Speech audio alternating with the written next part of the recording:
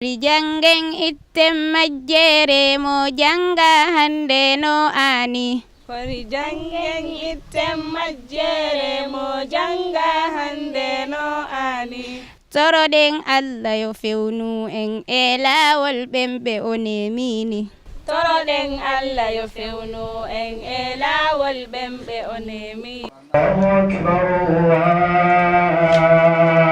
Allahu akbar. Allahu akbar, Allahu akbar.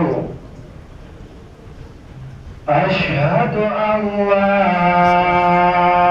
ilaha illallah. Ashhadu an la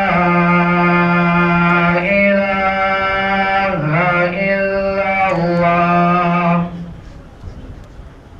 Ashhadu anna Muhammadar Rasulullah.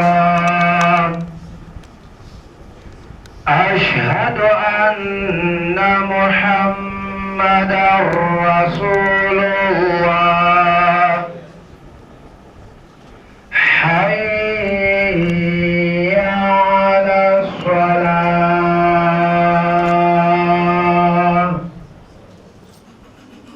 Hayya 'alas salah.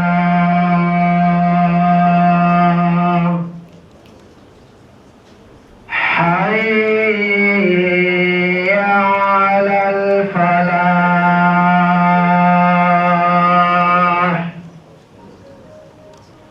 Hayya 'alal falah. Allahu akbar, Allahu akbar. Bismillahirrahmanirrahim. Alhamdulillah Rabbil Alamin Ar-Rahmanir Rahim Maliki Yawmiddin. Wa asyhadu an la ilaha illallah wasi'ul ataya al-hakimul khabir. Wa asyhadu anna Muhammadan abduhu wa rasul. Afdalu man shalla wa sama wa abada rabbahu wa ijtahada hatta atahu al-maut sallallahu alaihi wa ala alihi wa sahabatihi ajma'in. Ayyuhal muslimun ittaqullaha rabbakum washkuruhu ala ni'amihi. Laqad an'ama Allahu alaina bimawsimin 'azim wa shahrun karim ala wa huwa shahrul khairat wal barakat wal itq minan nar. Hadha shahr Ramadan alladhi unzila fihi al-Quran hudan lin-nas wa bayyinatin minal huda wal furqan. Tudha'afu fihi al-hasanat wa tu'awwamu fihi yani as-sayyi'at. فيه ليلة خير من ألف ليلة جعل الله صيام نهاره فريضة على المسلمين وقيام ليله تطوعا من فطر فيه صائما كان مغفرة لذنوبه وإتقا له من النار وكان له مثل أجره من خير أن ينقص من أجر الصائم شيئا. وأوتيت في أمة الإسلام 5 خصال لم تؤتهن أمة من الأمم السابقة. قلوب فم صائم أطيب عند الله من ريح المسك وتستغفر لهم الملائكة حتى يفطروا ويزين الله كل يوم جنته ويقول يوشك عبادي الصالحون أن يلقوا عنهم المؤنسة والأذى ويسير إليك وتصفدت فيه مرضات الشياطين فلا يخلصون إلى ما كانوا يخلصون إليه. أيها المسلمون أنتم في شهر كريم عظيم من صامه إيمانا واحتسابا غفر له ما تقدم من ذنبه. فيه تفتح أبواب الجنة وتغلق أبواب النار. قال عليه الصلاة والسلام يقول الله تعالى كل عمل ابن آدم له إلا الصوم وإنه لي وأنا أجزي به. وقال عليه الصلاة والسلام الصوم جنة يعني وقاية من الإثم والنار. فإذا كان يوم أحدكم فلا يرفث ولا يسخط وإن سابه عاد أو قاتله فليقل إني صائم والذي نفس محمد بيده لخلوف فم صائم أطيب عند الله من ريح المسك. للصائم فرحتان فرحة عند فطره وفرحة عند لقاء ربه. وقال عليه الصلاة والسلام ثلاثة لا ترد دعوة الصائم حتى يفطر والإمام العادل ودعوة المظلوم إلى آخر الحديث. هذا مسلم جل بتشدبه يتي الله سبحانه وتعالى ربي إذا يوتنا باي أرى جود أمتها تاي ميهي يتي الله سبحانه وتعالى نيمنو جل كيف رقاد ندو نيمنا جل بنتون كلاهرة كيدو نيران بجل دينا إذا سيدو وانت من نرويته وغاسنا الله سبحانه وتعالى kanko yaadiɗo ko wiyete ko dokke kanko ko ñeeñiɗo ko humpitiɗo eɗen seedo wonde manna annabijo mouhammad ko jiyaɗo allah ko nulaɗo allah kanko ɓuuri moƴƴude yimɓe kala juuluɗo e kala hooruɗo e kala rewɗo joom makko kanko nulaɗo sallllahu alayhi wa sallam ko kanko ɓuuri moƴƴude ara o tinnike fiikaɗo diina ka allah subhanahu wa taala nelimo haa ko wiyete kon arimo mayde haa o maayi kanko emo tinnade himo rewa allah subhanahu wa taala himo yamira kadi yimɓe ɓen yo allah subhanahu wa taala ɓeydu jangi kise e dow makko kanko nulaɗo sallllahu alih wa sallam e dow ɓeygure makko e sahaba e makko e kala jokkuɗo golle makko ha ñamde dalngal e ɗon leƴƴi haray musidɓe juɓe tedduɓe ɓuuren allah subhanahu wa taala jarren allah subhanahu wa taala e dow nemaji ɗi o nemini e meɗen sabu allah subhanahu wa taala nemini e meɗen tawata haray ko teretiji moƴƴi oni arde ɗo ndu lewru teddudu wondu arde ɗo aray ko lewru teddudu aray ko lewru moƴƴereji aray ko lewru barki aray ko lewru ndi allah subhanahu wa taala renɗinta yimɓe ɓen e naatugol ko ko wiyete yiite haray koye wakkilo waɗen dewal allah subhanahu wa taala e mayru rewen allah subhanahu wa taala e mayru sabu ɗo neɗɗo kala ko golli allah subhanahu wa taala o duubulay ɗum kala bone kadi ko waɗɗa e ɗum haray kadi ɗum ɗon kadi o duubulay ɗum koye arentoye ɗum no e nder ɗe balɗe ɗo kadi ñalande ɓurde moƴƴude kadi ñalande wiyetene laylatul gadiri inde ɓuri moƴƴude ko wiyete kon yani lebbi wulure yani nde ɗo ñalande tawa hinde ɓuri moƴƴude lebbi wulure e allah subhanahu wa taala tawata haray jippina e barke e nden ɗo ñalande moƴƴere haray koye wakkilo rewen allah subhanahu wa taala e mayre tinnoɗen e mayre ɗum hawra e duuɓi jeetati e duuɓi tati e lebbi tati sa waɗi jemma gootum ɗuɗɗina wigol e nden ñalande no anda ɗon noon allahumma innaka afuun tuhibbul afwa fa'fu anni ɗuɗɗina wigol ɗum ɗon allah waɗi horugol ngal ɗo koyte ñallal ramadan ɗum ɗon ko farilla e dow kala julɗo wiɗo la ilaha illallah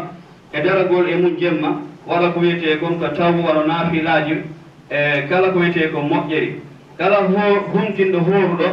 e ñalla suuma e hay so tawi ko tamarore ma ko ndiyan ma ko bananaru ma ko lemnere allah subhanahu wa taala waɗay sabu ko hoori kon e ko waɗi nden ɗo moƴƴere allah yawtanama ko wiyete kon junubaji makko ɗin allah waɗa sabu ɗum ɗo kadi dandamo ko wiyete kon yiite ngel wononon kadi baraji sifa baraji huntiɗo sa huntini horuɗo sifa baraji ko huntiɗo heɓi ɗon an kadi a heɓay ɗum ɗon hara ɗoyta kadi e baraji mo huntinɗa ɗon huntinɗama e hunde ta goɗɗo wi joni so tawi woni goɗɗo huntinilam haray baraji ɗin ɗuytike haray baraji ɗin ɗuytaki haray on fof on heɓay ko wiyete kon baraji ɗin saabu yurmede allah subhanahu wa taala nde haray yaaniɗo ɗuuɗi haray mo inna ɓadi ko jiyaɓe a moƴƴuɓe ɓen nde ɓe hawrata e ɗeɗo ko e ndi fodari ndi mi fodi ɓe ɗo o aljanna mo mi fodi ɓe ɗo e o moƴƴere ko mi fodi keɓɓe ɗo haray ɓe ɓatika ɓe ɓato ɗum ɗo koye ndede ɗum ɗo kadi allah subhanahu wa taala e o haɓɓay koyte kon cheyatinuji ɗin hara ɗi wata wadde wono ɗi woyri noon accitugol yimɓe ɓe waɗa ko boni ma yimɓe miijo ko boni haray ɓerɗe yimɓe fof no newi hiɓe yiɗi allah subhanahu wa taala hiɓe woɗɗito kadi ko wiyete kala ko boni ko kono yo julɓe moƴƴuɓe haray ndu lewru ndu wonɗen ɗo ko lewru mana moƴƴuru lewru mawnudu kala horɗo ndu himo gonɗini allah subhanahu wa taala himo habbiti joddi mum ko allah subhanahu wa taala allah yaafotomo yani kala ko wiyete bakkaruji makko ko ardini e ko sakkintini haray nduɗo lewru ndu wonɗen e muɗum allah subhanahu wa taala waɗa e dambuɗe aljanna ɗe fof uddite allah subhanahu wa taala sokkana e julɓe ɓen ko wiyete dambuɗe ko wiyete ko yiite ngel nulaɗo on sallllahu alih wa sallam e maaki kala gollal ngal goɗɗo golliɗo ko saare adna ɗo haray ko kanko jeeyi sina korka haray korka kan ko allah subhanahu wa taala jeeyka o wi ɗum ɗo komin jeeyi komin kadi woni komi yoɓata ɗum haray kadi mo hoori ɗum wonay boundary e keerol barage hakkude makko e naatugol ko wiyete ko yiite wonay kay boundary e waɗugol ko wiyete kon joloobo ɗum ɗo fof no waawi woɗɗintinde neɗɗo o si tawi ɗon neɗɗo on himo hoori wona yo ɗuɗɗi ko wiyete kon fijidaaru wona ɗuɗɗi ñaaɗugol wona ɗuɗɗi sonkugol wona yo waɗu kala ko tawto haray ɗum ɗo ɗuyta ko wiyete kon moƴƴereji makko ɗi haray ɓawde ɗon feƴƴuno neɗɗo on si tawi goɗɗo piiridi e makko ma walla goɗɗo faalamo haɓude haray ko wi min de miɗo hoori min de miɗo hoori min de miɗo hoori haray neɗɗo huntotoɗo himo mari ko wiyete ko welo weloji ɗiɗi o weltoto fewdo o huntoto o weltoto kadi ñande fotti Allah subhanahu wa taala sabu Allah yoɓaymo yadan bi yadin junngo e junngo Allah subhanahu wa taala yoɓaymo ɗum nulaaɗon sallah sallam e maaki e yimɓe tato noddanuji maɓɓe ɗin tororeji maɓɓe ɗin ɗum ɗon hara yiwtetake imamujo nunɗuɗo o huuli Allah subhanahu wa taala e torare ko wiyete kon yaani toñaɗo ɓeɗo Allah subhanahu wa taala kala ko ɓe tori Allah subhanahu wa taala o jaabi nayi ɗum ɓawo ɗon Allah subhanahu wa taala hujjay kadi dambude asama o oynan o neɗɗo toñaɗo ɓay a toñama haray mi wallete hayso ko ɓaawa hitande haray kono julɓe moƴƴuɓe naftore dow lewru waɗandu barki won waɗugol janngol qouranul karim won waɗugol moƴƴereji e mayri e sakitugol kala ko wiyete wallitagol musidɓe julɓe ɓe hara ko fi Allah subhanahu wa taala e ɗaɓɓugol yaafuye e ɗuɓɗingol jarnugol Allah subhanahu wa taala e ɗaɓɓugol ko yurmede Allah subhanahu wa taala nde hara o ɗaɓɓa ko welata Allah subhanahu wa taala kon on tumanna o male ɓawɗon kono julɓe reeɗon kadi ko wiyete korka mon kam hara on ɗuytaali baraji ɗi ɓawɗon kadi o woɗɗito ko wiyete kon konnguɗi fenande o woɗɗito e kala konngol tawata haray ngol ɗo windantemo junubu e kala ko harmi o woɗɗito ɗum ɗon o hula Allah subhanahu wa taala o woɗɗito ko wiyete kon fenande o woɗɗito ko wiyete jamfagol o woɗɗito ko wiyete khiyana jamfagol o woɗɗi kadi ko wiyete ñowgol o woɗɗito kadi ko wiyete waddodirgol o woɗɗito kadi ko wiyete musique o woɗɗito kala ko tañƴini ɗum ɗo de haray ɗuytaymo moƴƴini o tuuba wutto ko Allah subhanahu wa taala o ɗaɓɓa yandirore Allah subhanahu wa taala o ɗum ari hadi monulaɗon salah sallam e maaki somole ru'yati waftirole ru'yati haray so tawi o yi lewru ndu haray hoore so yi ndu kadi haray shawwal on haray ko yo hunto haray nen ɗo hande ko 29 moɗne 29 si tawi woni hawri makkatal mukarrama ɓe yi lewru ndu ɓawɗo islamique council on ɓe autorise en wonde mamna haray ko yen hooru lewru ndu donc haray ko yen hooru ndu si yiɗon iɗi tabiti makka yi islamique council on ɓe yamiri haray enen kay ko waɗɗi en ko yen hooru haray ɗaɓɓugol yurmede Allah subhanahu wa taala nde kala ɗaɓɓuɗo yurmede Allah subhanahu wa taala nde ndir ɗo lewru haray Allah subhanahu wa taala hokkaymo en toro Allah hokken no hokka kala julɗo moƴƴo wa aqulu qawli hada wa astaghfiru li wa lakum wa lisa'iril muslimina min kulli dhanbin fastaghfiruhu innahu huwal ghafurur rahim.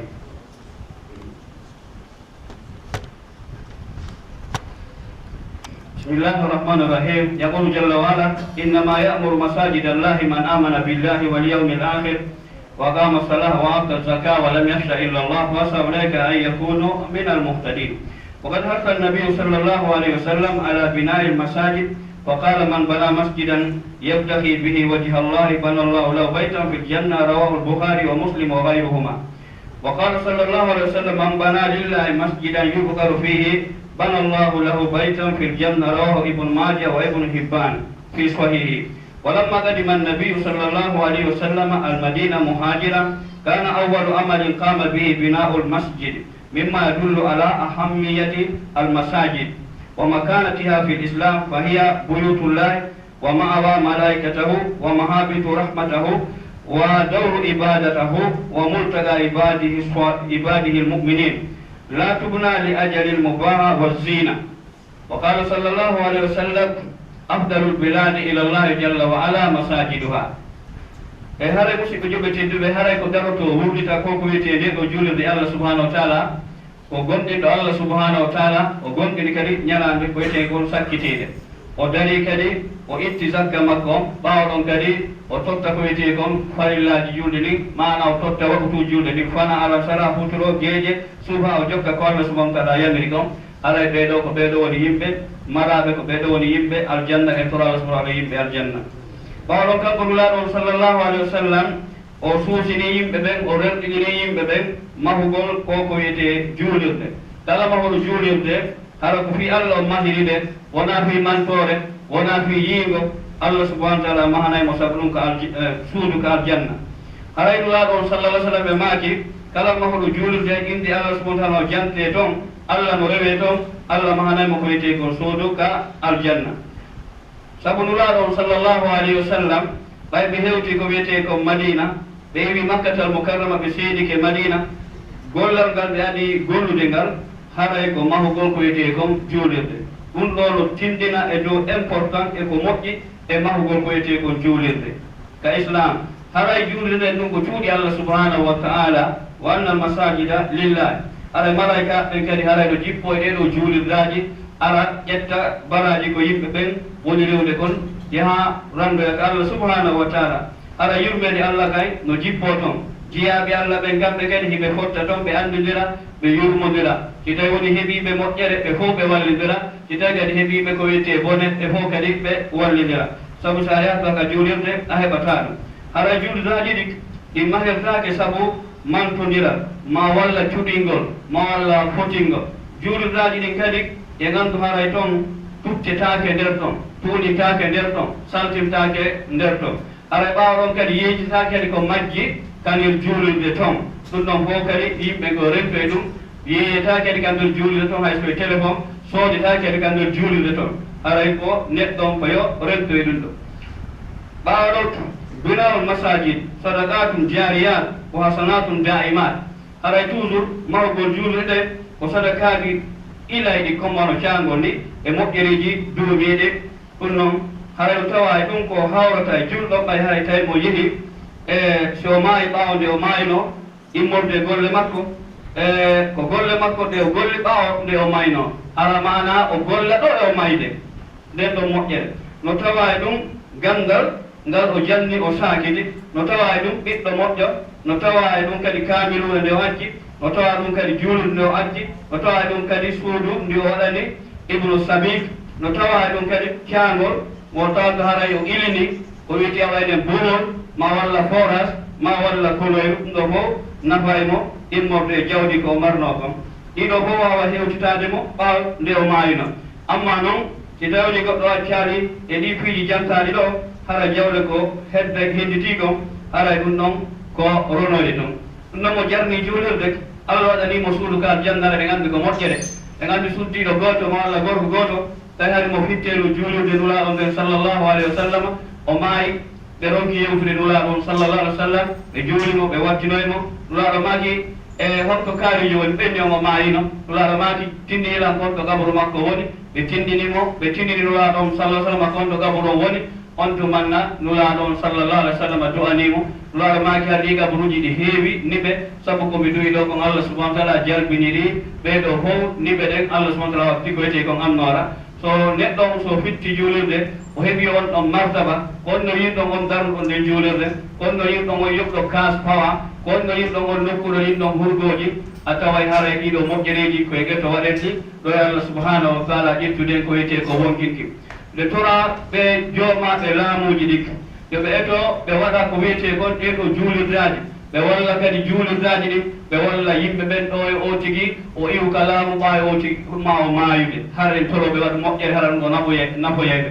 ɓe toro kadi jooma jawle ɗen ɓe Allah subahana taala arsiki yo ɓe eto ɓe waɗa juulirde ɓe walla lekkolji diina islam ka janguete ɓe walla miskinoɓe ɓe wallira saabu Allah subahana taala ɗo yo ɓe maayude ma jawdi lanna ɓay tuma waye goɗɗo gono mari ha jawdi yaha tumago hara mo selluno kono hara o nawni tumago goɗɗo go hari mo wurno tawa o maayi joni noon ɗo ɗum hewtande neɗɗon harde toro jamanu yoɓe yurmin hoore maɓɓe ɗo yo yimɓe ɓe yurminde ɓe so honno yimɓe yurminde tawa ko tawi woni a maayi a acci jawdi ɗo nde ɗaɗa ko yiɗo ko ɓiɓɓe maɓe ma nere goto e maɓe ma ɓeygu ma yiɗi okkorma haray ɗum ɗon yurmin ko sa waɗi expérience a gollitiri hakkille maɗe si Allah hokkima 100,000 dalasis ƴetta 75,000 dalasis naɓora lahara ƴetta 25,000 accana miskinoɓe Allah ɓe ge ɓeygure maɓe sa girdini ha a maayi haray nin si ala ɗo ala ko ɓusappile neɗɗo on nde o natata ka nder ɗaɓuru o lande jawdi makko ndi ma laamu makko ngun ma gandal makko ngal min ayna ectasaba wa min ayna anfaga holto eti ha o heɓi ndi jawdi hari mo juude waɓutuji ɗi hari mo juulude juma koye hoore fenade koye hoore tappale koye hoore riba koye hoore honɗum o heɓi ndi ande ɗum ko angiɗa ɗeɗɗa ha wonki maki no faala yaltude yimɓe ɓe hiɓe kamɓe wadde enjoyment life ka hoore leydi jawde maɗe o goto e patron jo meɗen o maayi min immi ɓaawa futuro ɓaawa geƴe ɗe min juuli yewgol ka galle makko hiwro fatude du'anomo ñande o maynode min daari min deññande min tawi rewɓe ɓew o paygoye goy o hiɓe ñaama tew hiɓe ndaara télévision hiɓe jara aynata goɗɗo maayo taare musidɓe ɓe tedduɓe joni noon aɗa nanga noon ka ɗabru toon himo ɗeɗɗa himo landede min ayna iktasaba wa min ayna anfaga ko honto itti o yewndi est ce que juma feƴƴiralimo est ce que waɓɓutu feƴƴiralimo est ce que koye hoore gonga o ɗaɓɓiɗi ka hoore fenade o ɗaɓɓiɗi kamɓe ɓe lancude ndi ɓawga oɗon ɗon hewtan nde haray meɗen toro laamu ngu meɗen toro jooma jawle ɗen meɗen toro jooma doole ɗen min toro kadi miskinoɓe ɓen mo be kala ko wawata yo eto o gollana hoore makko hande arta yawma la yanfo malu wala banun illa man atalla bi qalbi salim ñande ara harab jawdi nafata ɓiɗɗo nafata sinon arɗo ko Allah subhanahu wa taala e ɓernde laaɓunde ɗum noon haray daroɗen ɗo saabu jama on tongi ka yaasi moƴƴa jama o yaafo kadi ko hutuba o raɓɓiɗi kon allahumma rabbana atina fi dunia hasana wa fil akhirati hasana wa qina adhaban nar rabbana ighfir li wa liwalidayya wa lilmu'minina yawma yaqumul hisab rabbi irhamna kama rabbayani saghira anta waliyuna ya allah faghfir lana ya allah warhamna ya allah wa anta khairul ghafirin allahumma ij'alna min jundika fa inna jundaka humul ghalibun allahumma ij'alna min hizbika fa inna hizbaka humul muflihun allahumma ij'alna min awliyaika fa inna awliyaika la khawfun alayhim wa la hum yahzanun allahumma ij'alna min al-faizin allahumma ij'alna من المتقين اللهم اجعلنا من المسلمين يا الله يا حي يا قيوم انك على كل شيء قدير واغفر لنا الحمد لله رب العالمين الله أكبر الله أكبر أشهد أن لا إله إلا الله أشهد أن محمدا رسول الله حي على الصلاة حي على الفلاح قد قامت الصلاة قد قامت الصلاة الله أكبر الله أكبر لا إله إلا الله استووا ولا تختلفوا فتختلف قلوبكم استووا استووا الله أكبر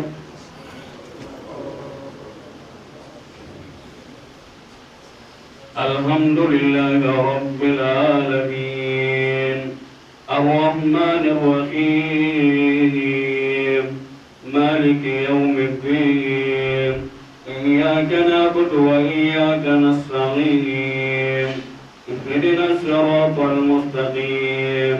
صراط الذين أنعمت عليهم غير المغضوب عليهم ولا الضالين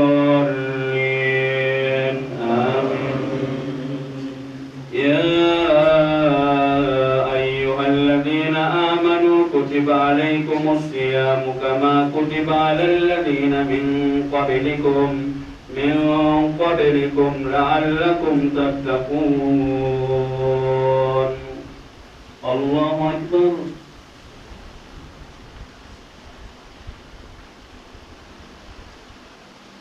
سمع الله لمن حمده الله أكبر الله أكبر الله أكبر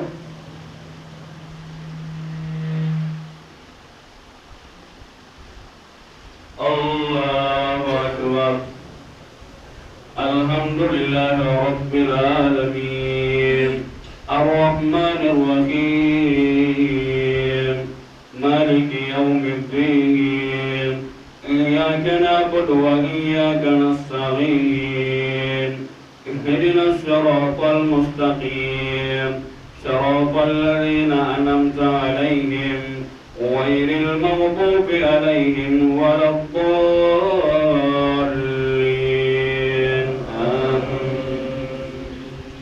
إنما يأمر مساجد الله من آمن بالله واليوم الآخر وأقام الصلاة وآتى الزكاة ولم يخش إلا الله فعسى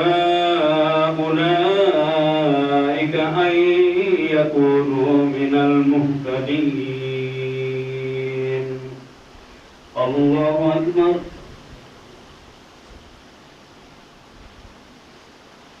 سمع الله لمن حمده الله أكبر الله أكبر الله أكبر الله أكبر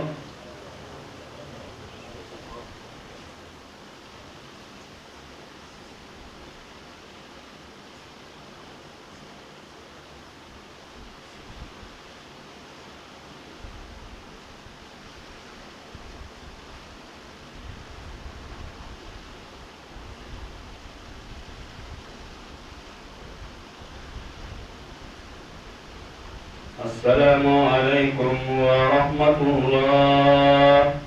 السلام عليكم ورحمة الله